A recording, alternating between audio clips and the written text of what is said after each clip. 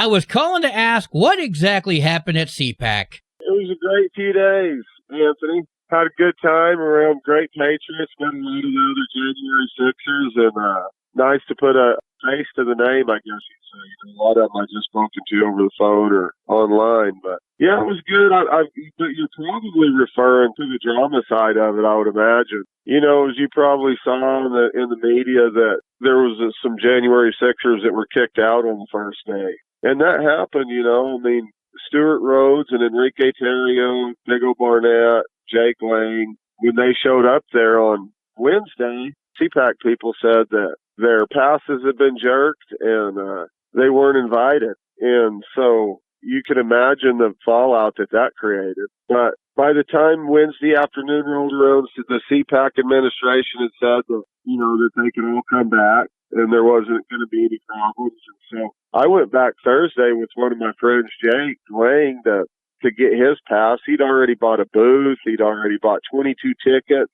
He spent probably $5,000-$6,000 at CPAC on a booth and tickets. So on Thursday, when he went down there for him to get his ticket, they him and hawed around and they said, no, everybody can come back in except him.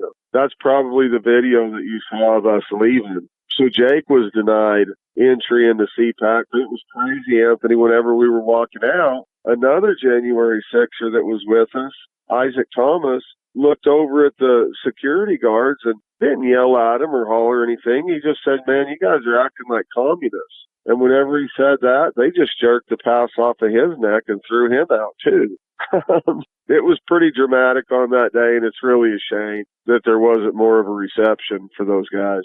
Were you yourself escorted out? No, that was a bunch of baloney. I didn't get kicked out. I walked out with Jake because, it was humiliating for him to be forced to leave, and I wasn't going to say, see ya, partner. Well, later, whenever they threw him out, I walked out with him, but I wasn't kicked out. No. Enrique Tarrio, he reacted in a manner that I think most of us probably would, in that someone stuck a phone in his face, and it looked to me like he tried to knock the hand or knock the phone away. So he wanted it out of his face, and for that, he was arrested. What is your take? Yeah, I was with Enrique and them whenever we went to the mall, and I had just left him.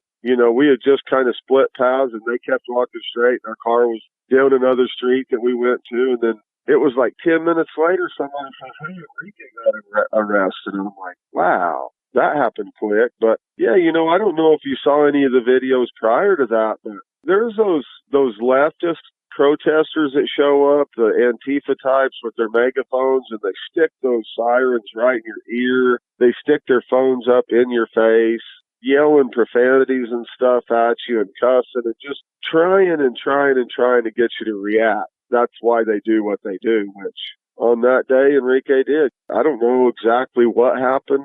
He got arrested for it. So aside from the drama, and you said some good things happened as well. Sure. What do you see as the future for members of CPAC? Do you see the red wave continuing, or is it starting to implode, as some on the left have indicated? I don't think anything's beginning to implode, but I think that things are being shook up, and shaking things up is always, in my opinion, a good thing in politics, and Mercedes and Matt Schlapp, I feel like the organizers of CPAC really had egg on their face by the time the weekend was done. The crowd there at CPAC loves the J6ers and supports the J6ers that have been in prison for the last 4 years, people that have been really abused by the government and the FBI. So I think that the organizers of CPAC would have been a lot better played if they would have really greeted the J6ers and treated them right instead of treating them like they did, because, as I mentioned, they didn't look good at the end of it. And at the end of the whole thing, right before Trump's speech, Matt Schlapp got up on the stage. Nobody even clapped whenever he got up on the stage. Those establishment types, like those people that have always just catered to the elite few, they're being exposed right now. Because the fact of it is, when those January Sixers showed up to CPAC, their names were already on a list. It's not like they showed up and was disruptive and got thrown out. When they showed up, their names had already been put on a list and their passes had been pulled away from them. So that was done internally. It was political, and it's a shame. Last question for you. Was Jacob Chansley present? And if so, was he wearing the buffalo head?